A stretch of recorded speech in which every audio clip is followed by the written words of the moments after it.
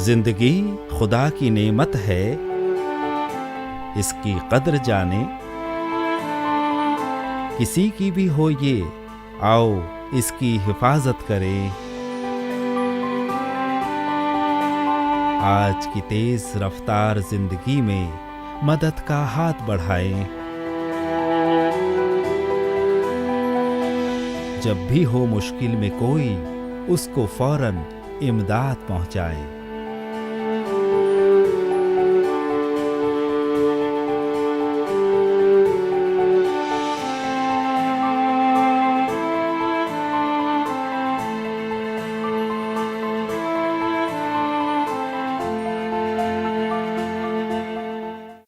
नाज़रीन आदाब, मैं हूँ समीरा और इस्तकबाल करती हूँ आपके अपने प्रोग्राम में जिसका नाम है डॉक्टर की आमद से पहले। नाज़रीन, आजकल हम अपने रोज़मर्रे की ज़िंदगी में किसी न किसी बात को लेकर फ़िक्रमंद रहते हैं। छोटी छोटी बातों पर गुस्सा हो जाते हैं, अपने खाने पीने का ख्याल नहीं रखते, न वक्त पर खाते और ना ही वक्त पर सोते हैं। हमारे पास सारी चीज़ें मुहैया होने के बावजूद हम मुतमईन नहीं रहते। नतीजन हम बहुत सारी बीमारियों का शिकार हो जाते हैं और उनमें सबसे ख़तरनाक है हार्ट अटैक, यानी दिल का दौरा पड़ जाना, जो कहीं भी और कभी भी हो सकता है। वर्ल्ड हेल्थ ऑर्गेनाइजेशन के सर्वे के मुताबिक हमें ये पता चला है कि ये हादसे दिन ब दिन बढ़ते ही जा रहे हैं, न सिर्फ हिंदुस्तान में बल्कि पूरी दुनिया में। तो नाज़रीन, हमारे लिए ये बहुत ज़रूरी है कि हम उन तमाम छोटी छोटी बातों को ज़हन नशी कर लें जिससे कि हम बड़े हादसों से ख़ुद को महफूज रख सकते हैं। तो आइए इन्हीं बातों के साथ आगाज़ करते हैं अपने एपिसोड का। आज का हमारा टॉपिक है हार्ट अटैक।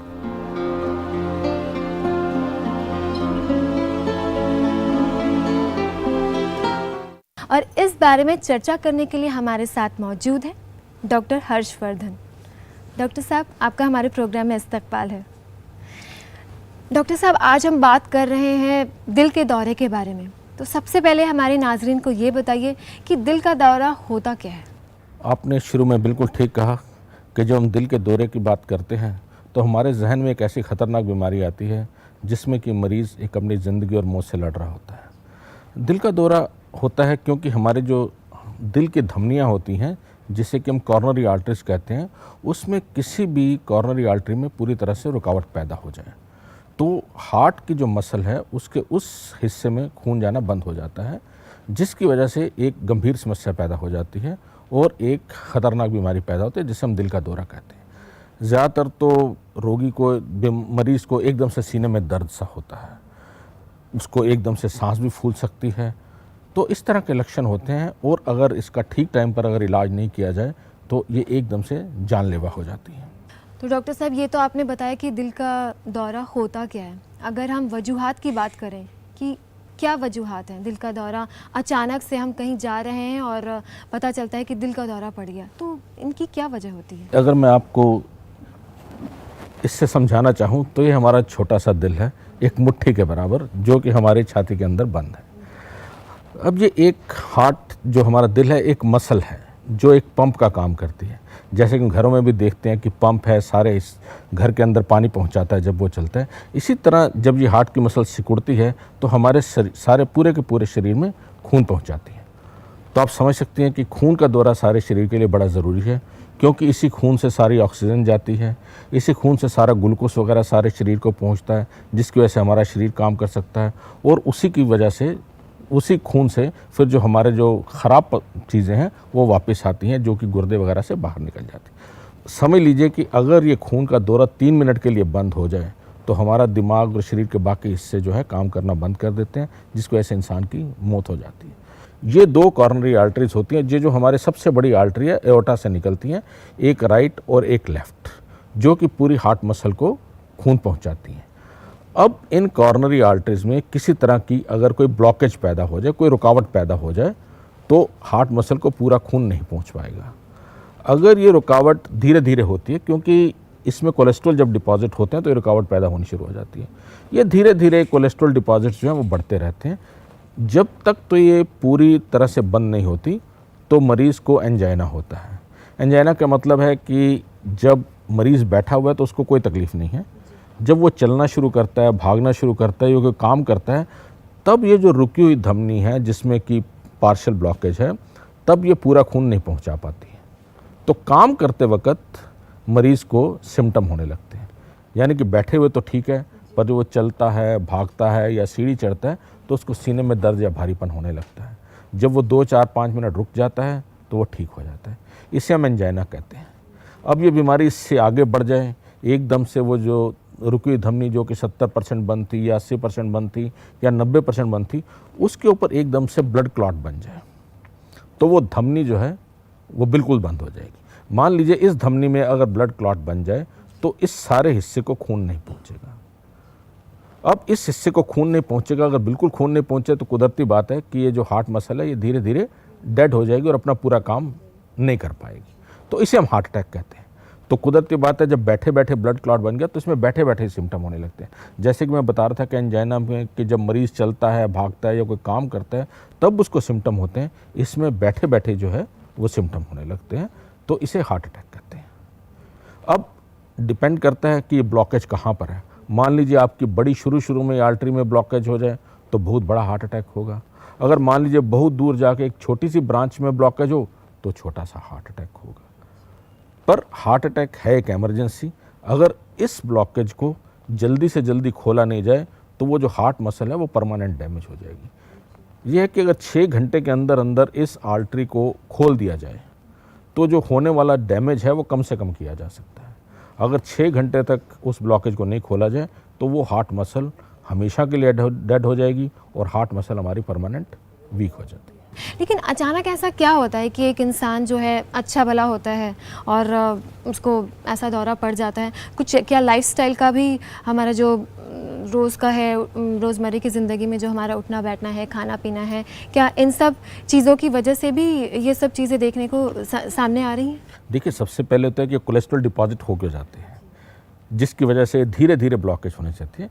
इसके लिए एग्जैक्ट कारण तो हमें अभी नहीं पता कि क्यों डिपॉजिट होते हैं, पर कुछ रिस्क फैक्टर्स हैं जिनकी वजह से ये डिपॉजिट्स जो हैं वो बढ़ जाते हैं। ये 2 तरह के रिस्क फैक्टर्स होते हैं। एक तो नॉन मॉडिफाइबल रिस्क फैक्टर, यानी कि वो रिस्क फैक्टर जिन पर हमारा कोई कंट्रोल नहीं है, और दूसरे होते हैं मॉडिफाइबल रिस्क फैक्टर्स, यानी कि वो रिस्क फैक्टर जिनको हम कंट्रोल में कर सकते हैं।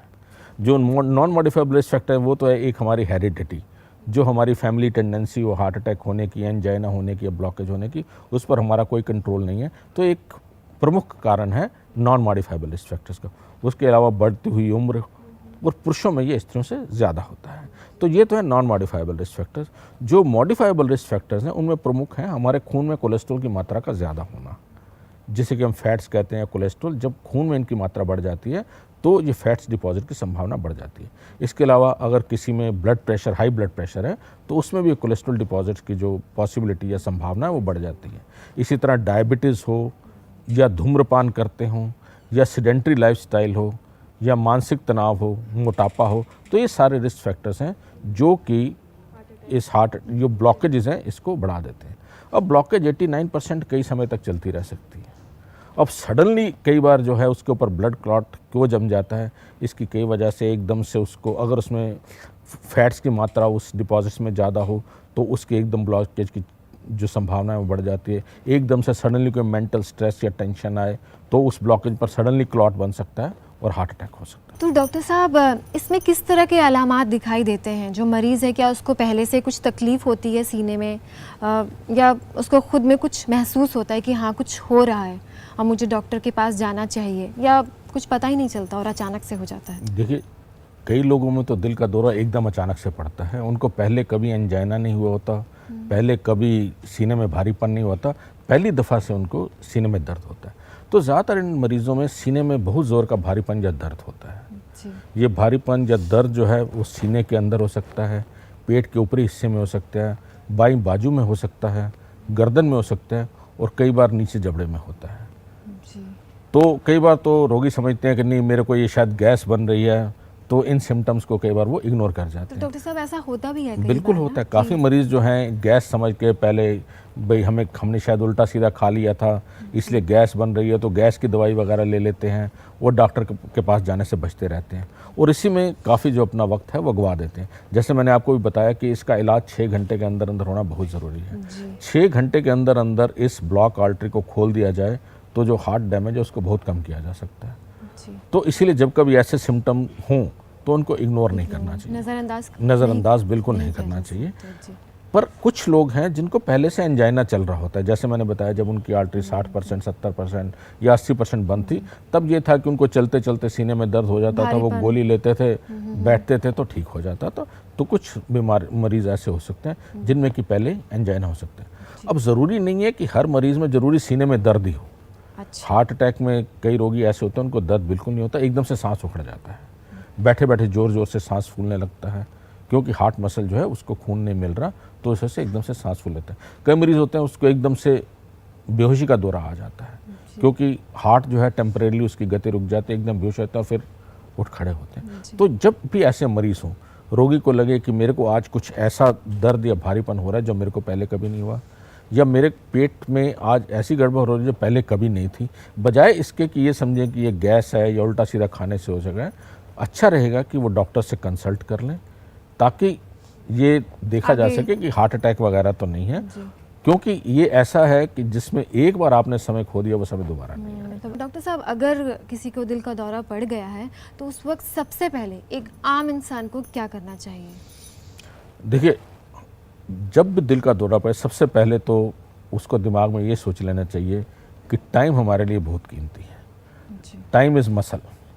जितनी जल्दी इसका इलाज करेंगे उतना सा ज़्यादा हम इस मसल को, अपनी हार्ट के मसल को सेव कर सकेंगे। अगर हम 1 घंटे के अंदर अंदर इस नस को खोल दें तो डैमेज शायद कुछ भी नहीं होगा, 2 या 4 घंटे के बाद खोलेंगे तो शायद थोड़ा सा डैमेज होगा, और अगर आज 6 घंटे के बाद खोलेंगे तो शायद मसल पहले डैमेज हो चुकी होगी और इस नस को खोलने कोई फ़ायदा नहीं होगा। जब ये ब्लॉकेज होता है तो एकदम से पहले कोशिश करने की चाहिए कि जल्दी से जल्दी डॉक्टर के पास पहुंचा जाए। पर यहाँ सवाल यह है कि डॉक्टर के पास पहुंचने से पहले क्या पहले किया क्या किया जाए, जैसे जिसे हम फर्स्ट एड भी बोलते हैं? मान लीजिए अगर किसी के पास पहले ही एंजाइना का मरीज़ है तो उसको एक गोली जो नाइट्रेट या सॉर्बिट्रेट अक्सर अपने पास रखते हैं वो ले लेनी चाहिए। एक एस्प्रिन की गोली जी चबा लेनी चाहिए। इससे देखा गया है कि काफ़ी जो है हार्ट डैमेज को कम किया जा सकता है। एक एस्प्रिन की गोली और एक नाइट्रेट। उसके अलावा जितना हो सके मरीज़ को कंफर्टेबल पोजीशन में बिठाएं। कई मरीज़ हो सकते हैं उनको लेटने में आराम मिल सकता है, कोई मरीज़ है उसको बैठने में आराम मिल सकता है। खासकर अगर हार्ट मसल वगैरह डैमेज हो तो शायद वो मरीज़ सीधा नहीं लेट पाएगा, उसको बैठने में आराम मिलेगा, तो उसको बिठा दिया जाए।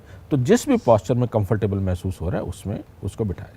उसके अलावा जितने भी उसके कपड़े वगैरह हैं उनको थोड़ा लूज़ कर दिया जाए और उसके आसपास भीड़ नहीं इकट्ठी करें। बिल्कुल। और अगर खिड़कियां वगैरह बंद हैं तो उनको खोल दें ताकि मरीज़ को पूरी ऑक्सीजन वगैरह मिल सके। अक्सर होता है कि ऐसा मरीज़ देखते हैं तो उसके आसपास एक जमघट सा बना लेते और हैं घबराहट उसको और होने घबराहट, लगेगी। ताकि उस वक्त उसको ठीक ऑक्सीजन मिल सके, उसके आसपास भीड़ नहीं हो, और जितनी अच्छी पोजीशन में, जितनी कंफर्टेबल पोजीशन में उसको बिठा या लिटा सकें वो कर दें। और अगर उसके पास एक एस्प्रिन की गोली है तो एक 325 मिलीग्राम की एस्प्रिन की गोली और एक सॉर्बिट्रेट दे के जल्दी से जल्दी उसको जो नज़दीकी से नज़दीकी हॉस्पिटल हो वहाँ पर ट्रांसपोर्ट करने का इंतज़ाम करना चाहिए। जी क्योंकि जितना जल्दी हम मरीज़ को पास वाले अस्पताल में ले जा सकेंगे उतना जल्दी उसका इलाज शुरू किया जा सकेगा। एक बार जब हॉस्पिटल में मरीज़ पहुंच जाएगा फिर तो डॉक्टर उसका ईसीजी भी कर लेंगे, उसकी ठीक तरह से जांच भी कर लेंगे, और वो भी कोशिश करते हैं जल्दी से जल्दी इस रुकी हुई धमनी में जो ब्लड क्लॉट है उसको डिसॉल्व करके और खून के दौरे को दोबारा चलाया जा सके।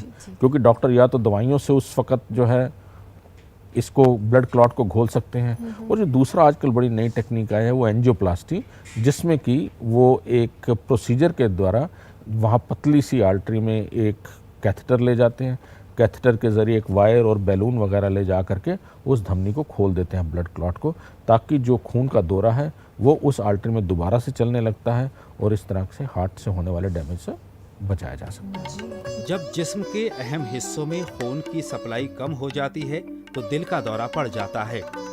एक इंसान जब अचानक चलते चलते सीने में दर्द महसूस करता है और गिर जाता है और अपने होश खो देता है तो सबसे पहले उसके कपड़े ढीले करके आराम दिलाएं और उसकी सांस और नब्ज की रफ्तार का मुआयना करें।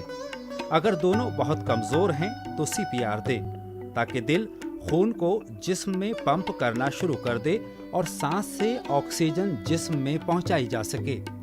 सीपीआर तब तक देते रहें जब तक कि दिल की धड़कन और सांस का चलना तकरीबन मामूल पर ना आ जाए।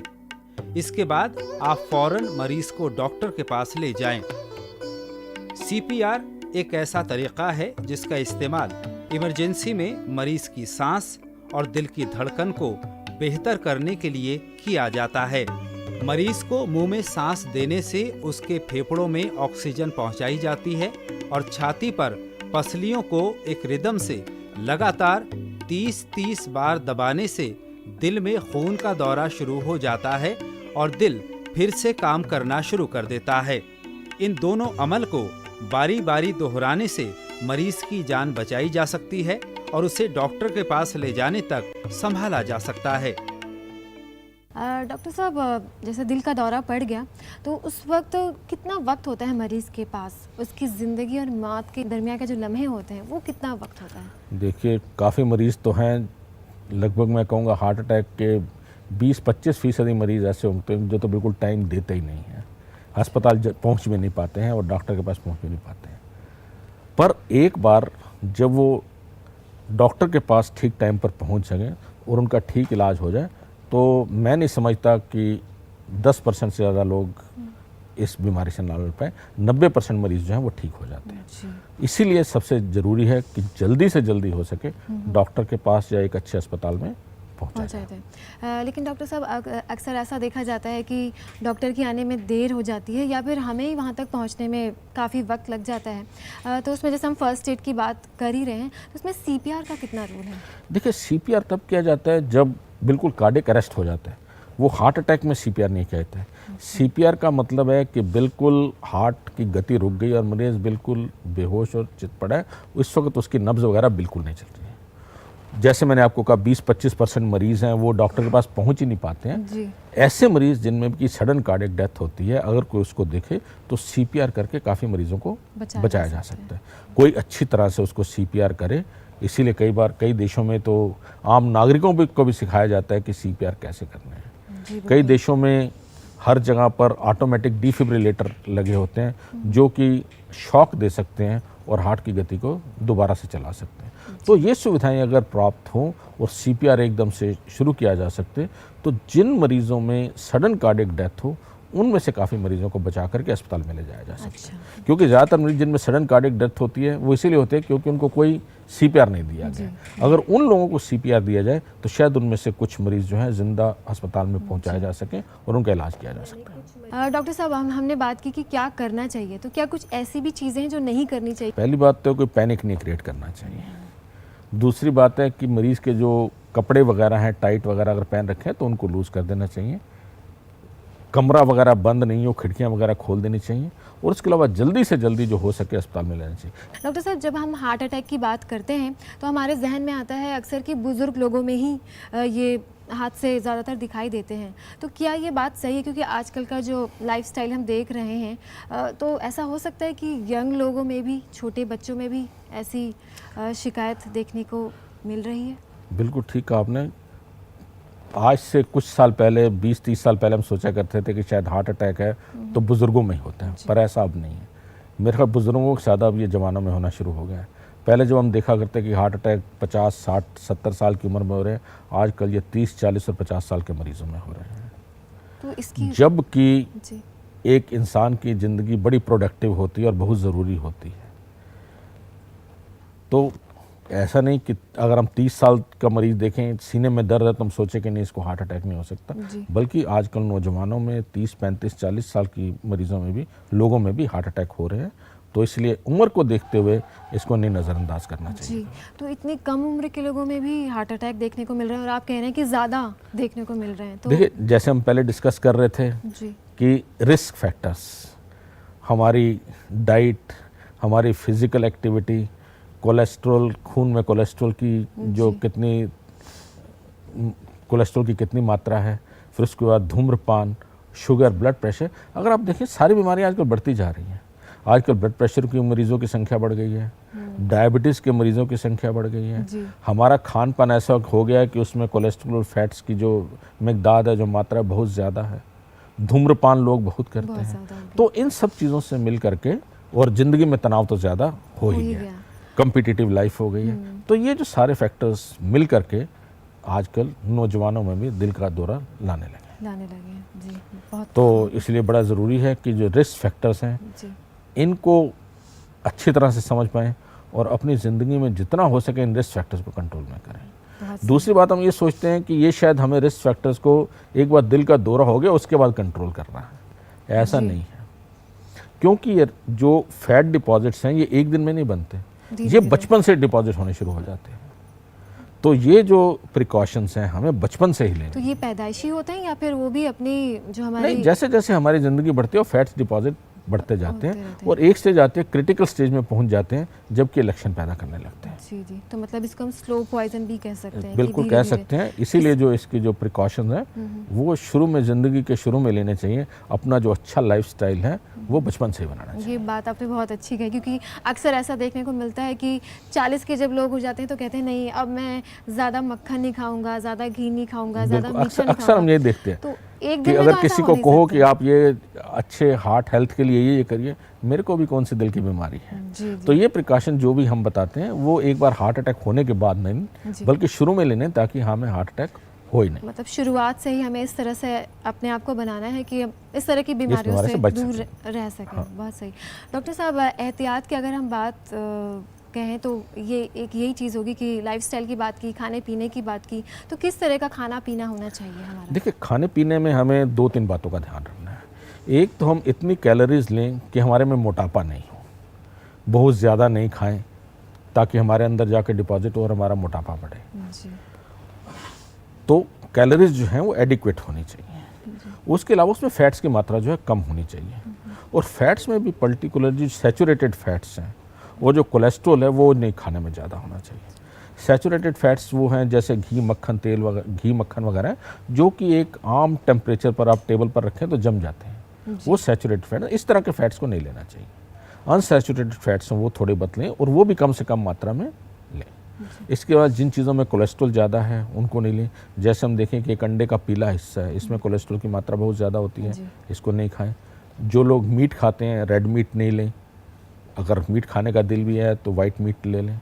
इस तरह जो लोग वेजिटेरियंस हैं, मिल्क प्रोडक्ट्स लेते हैं, उसमें ध्यान रखें कि उसमें सारी मलाई वगैरह जो है वो निकाल दी हो, क्योंकि उसी में क्रीम और फैट्स होते हैं। जी इसके अलावा जिन लोगों में ब्लड प्रेशर है उनको नमक की मात्रा भी कम लेनी चाहिए, क्योंकि ज़्यादा नमक लेने से ब्लड प्रेशर बढ़ता है और ब्लड प्रेशर भी एक रिस्क फैक्टर है। जी, ये भी तो जिन हार्ट चीज़ों में अटैक नमक जाता है, जैसे चटनी हो गई या अचार हो गए या जो भी प्रिजर्व फूड्स हैं, खासकर जो फास्ट फूड्स और प्रिजर्व फूड्स हैं, इनमें फैट्स और नमक दोनों ज़्यादा होते हैं। ज़्यादा रहता है। एक सिंपल चीज़ लेके देखें, जो कि फास्ट फूड्स आजकल बहुत ज़्यादा लोग पसंद करते हैं, उनमें फैट्स भी ज़्यादा होते हैं और नमक भी ज़्यादा होता है। तो इस तरह के जो खाने हैं उन उनसे चीज़ों दूर ही को रहें, परहेज दूर करें रखें उनसे। और जितना भी हो सके फ्रेश फ्रूट्स, वेजिटेबल्स, सब्जियां, सब्जियां घर की, इन चीज़ों का सेवन करें। जी। तो डॉक्टर साहब, जैसे अभी आपने बोला कि मोटापा जब आ जाता है तब हार्ट अटैक आने के ज़्यादा चांसेस होते हैं, ज़्यादा रिस्क रहता है मोटे लोगों को। तो क्या पतले लोगों में भी ये शिकायत देखी जाती है? हाँ, पतले लोगों में भी होती हैं, क्योंकि सारे रिस्क फैक्टर्स हैं। मान लो कोई पतला आदमी है, उसमें कोलेस्ट्रॉल बहुत ज़्यादा है, उसको ब्लड प्रेशर है, उसको डायबिटीज़ भी है, तो उसमें भी हार्ट अटैक की संभावना रहेगी। दिल का दौरा, वजूहात, खून का नालियों में क्लॉट हो जाना, कैल्शियम या कोलेस्ट्रॉल का जम जाना, विरासत में मिलने की वजह से, तंबाकू नोशी, जरूरत से ज्यादा वजन होने पर, ज्यादा ब्लड प्रेशर की वजह से या फिर जहनी दबाव होने पर। अलामात: सीने में दर्द, कंधे या हाथ में दर्द, सांस लेने में मुश्किल, बेवजह पसीना आना, दिल में बेचैनी, गुनूदगी या फिर पेट में दर्द। फौरी तिब्बी इमदाद: मरीज को आराम से रखें, तंग कपड़ों को ढीला कर दें। अगर किसी दवा का इस्तेमाल करते हैं तो दवा लें। दवा लेने के 3 मिनट बाद दर्द कम हो जाना चाहिए। आराम न मिलने की सूरत में डॉक्टर से मशवरा करें। जरूरत पड़े तो सीपीआर दें, यानी हथेली को मरीज के सीने पर रखकर 30 बार दबाएं और इस दौरान 2 मर्तबा अपने मुंह से सांस दें। ये अमल जारी रखें जब तक कि डॉक्टर न आ जाए। एहतियात: डॉक्टर से चेकअप कराते रहें। जहनी दबाव से बचें। तंबाकू नोशी और शराब को छोड़ दें। ब्लड प्रेशर और शुगर पर कंट्रोल रखें और साथ ही अपना वजन कम करें। डॉक्टर साहब, आप हमारे प्रोग्राम में आए और हार्ट अटैक से जुड़ी बहुत सारी अहम मालूमात हमें दी। इन तमाम बातों के लिए आपका बहुत बहुत शुक्रिया। शुक्रिया। ये महज फौरी तिब्बी इमदाद के तरीक़े हैं जो ऐन मौके पर फौरी मदद के तौर पर मरीज को दिए जाते हैं। ये तिब्बी इलाज का मुतबादिल नहीं है।